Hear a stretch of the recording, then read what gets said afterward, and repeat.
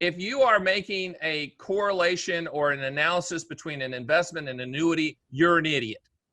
You are an absolute, that's like saying, I bought a Yugo and I bought a Ferrari, and I'm going to compare how fast they go. It's and that Ferrari, crazy. for some reason, wins the race every time. I can't understand why.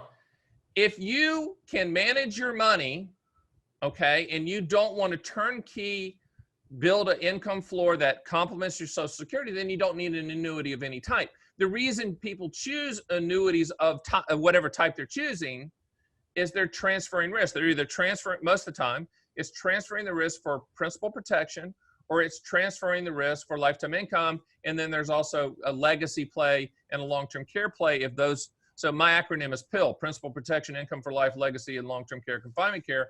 If you don't need to solve for one or more of those four, then you do not need an annuity of any type. Notice there's no G for growth, which leads us back to the indexed annuity silly season, Mr. FIA-X, about these products being pitched for market growth, even though they're not securities. Well, they're going to give you a better than average chance at a better than average return. Say it again. A better than average chance at a better than average return. But not guaranteed. No, I didn't say but not guaranteed. Yeah, now, the return's not guaranteed, but the principal, the protection, all the other things. So what you're doing is you're willing to trade a guaranteed rate, lesser guaranteed rate, say 2.5 to 3.5%, for some upside. If you can live with that, I guess for lack of a better term, risk, because I'm giving away the bird in the hand to maybe get a little more in the bush. Yep. If you're willing to live with that, yeah, over time, index annuities will outperform just a regular static fixed deal. They should. They should. They should. They may not, but they should. Right. One thing I want to go back to real quick on these numbers things, because I know that some of the agents, you're going to get some hate mail, or you'll get some from your client stand that will say, my guy told me, well, if I die, that this amount in that income account will pay out to my beneficiaries.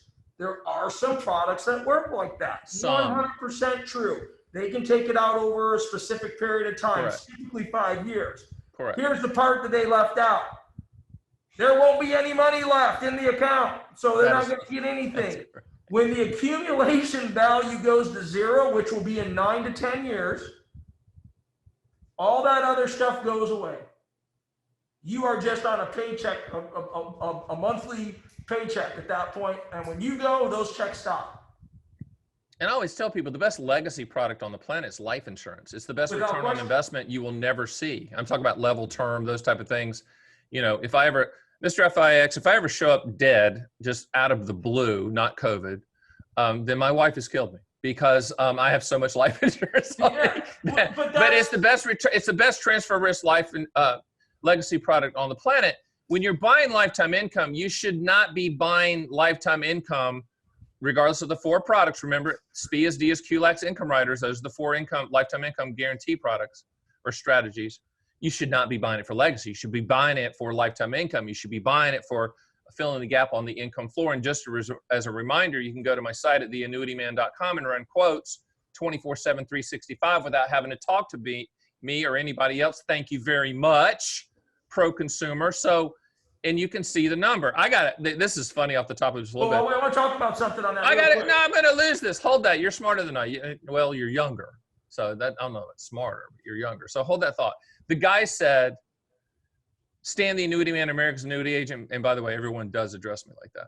He said, Stan the Annuity Man, America's Annuity Agent. I don't like this payout. This payout's low. And my comment to him was, I guess you're kind of pissed off because you're young, right?